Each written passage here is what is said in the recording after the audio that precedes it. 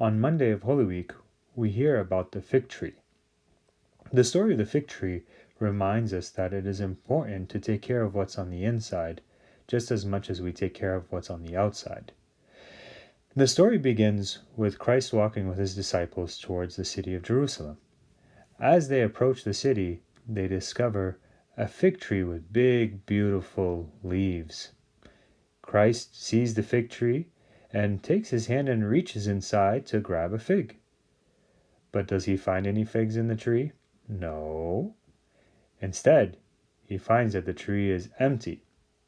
And he turns to his disciples, and the disciples wonder and say, "Lord, of course the tree doesn't have any fruit yet.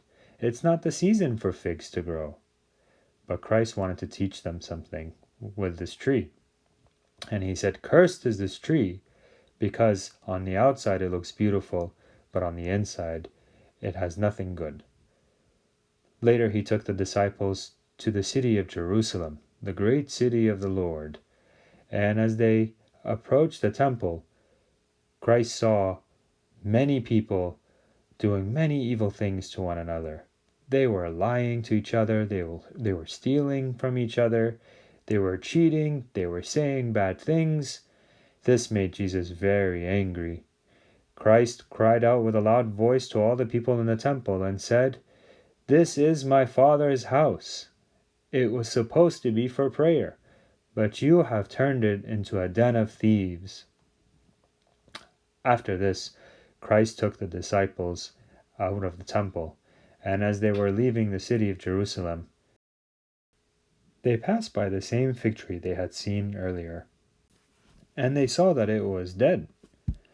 So they cried out to the Lord and said, "Lord, take a look, the tree that you cursed earlier is dead." Of course, Christ wasn't surprised. He wanted to teach the disciples a lesson. You see, God knows what's on the inside of our hearts just as much as he knows what's on the outside.